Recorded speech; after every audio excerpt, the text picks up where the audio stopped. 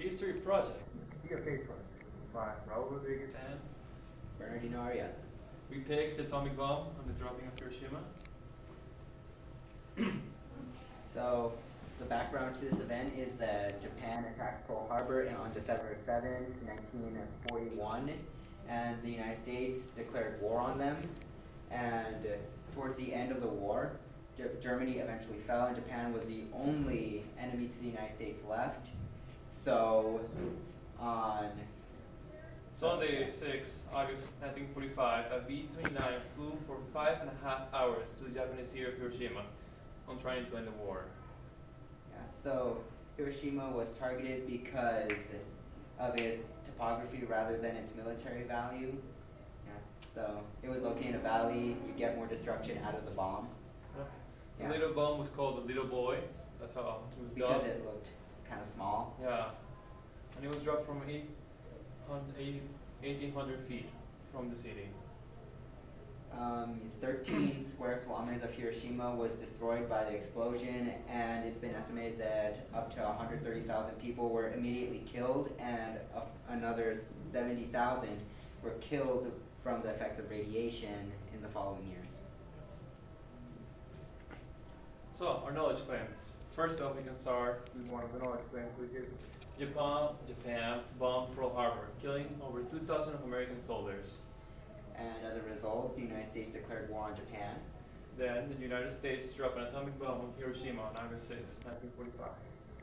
130,000 people were killed by the initial explosion, and 70,000 people were killed by the effects of the radiation. Survivors had severe burns. And the radiation that came off the bomb made it impossible to live in Hiroshima for quite a while. Alright, applying our truth checks.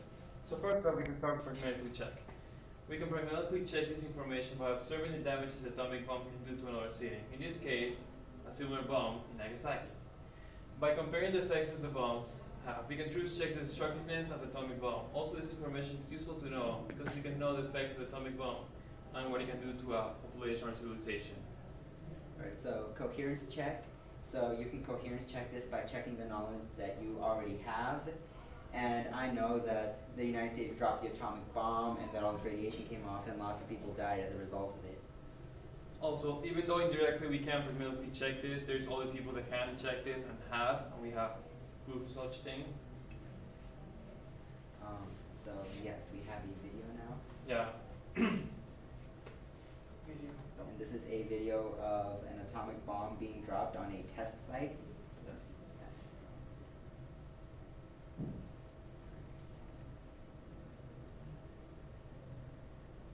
So as you can see, an atomic bomb, just super destruction here. Big Massive flash of destruction. light.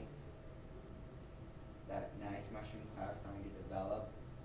And yes, that is a lot of destructive power.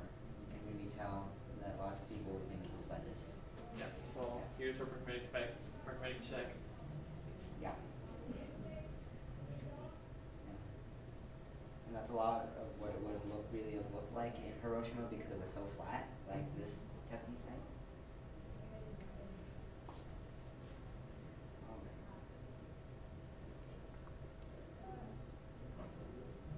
And so correspondence check, you can do a correspondence check by talking to other people about it or researching it. So we have pictures here of just an atomic bomb going off and of just the destruction that was caused by this to people and just the city. There's pretty much nothing left here. in the time period now. Yeah. Yes. As you can see, pictures of destruction, truth check and everything. Death, destruction, radiation.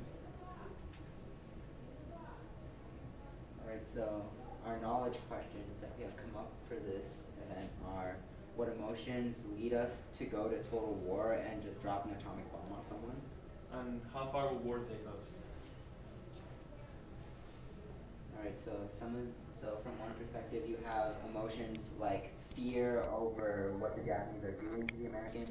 Yes. Many people can be fearing of this. When Pearl Harbor happened, a lot of Americans felt like they weren't safe in their own country anymore because they were at war by another country invasion.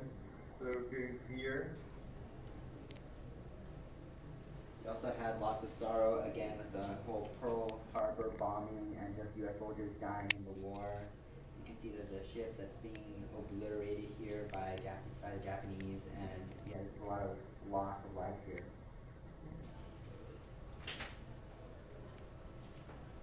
And then there's that American pride. Yeah, so it also goes into the idea of nationalism and the United States just wanting to go over there and defeat the Japanese. Yes, as they declared war on Japanese the day after it happened. So Yeah. And then revenge, again, with Pearl Harbor, they just want to avenge what had happened there and that tragedy by dropping it. You can also look at it from another perspective, because you could see that the United States just simply did not drop a bomb on Hiroshima to avenge the tragedy of Pearl Harbor. There could be other reasons for that. You could argue that the United States wanted to save lives by bringing a quick and decisive end to the war. That way, no more American soldiers would be harmed by the war in Japan. And this can be also be compared to Sherman's march to the sea during the Civil War. Sherman's act was to terrorize the southern population, and that was done so you can end the war and save as many lives as possible. Yeah, it prevented the war from going any further than it had to. Alright, so how far will war take us? War will not take us very far, because if you look at the Hiroshima bombing, you have thousands of innocent civilians die while only very few military personnel or even bases were actually affected by this.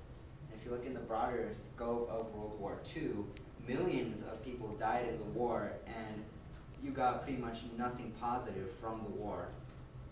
So this can connect to the Vietnam War, where millions of soldiers from both sides died for no other reason. Yeah. No reason The whatsoever United other States did than not solve a that conflict conflict. at all. You had millions die for absolutely nothing. Another way to look at this question is, even if it appears that nothing has actually been accomplished, war can actually teach us quite a bit. War can help stop vicious leaders like Japan's Hideki Tojo and Adolf Hitler, again going into World War II. We can also create new ways. New technology and new ways to help our world. Yeah, like the atomic bomb, the invention of the jet engine, and again in the broader scope of World War II.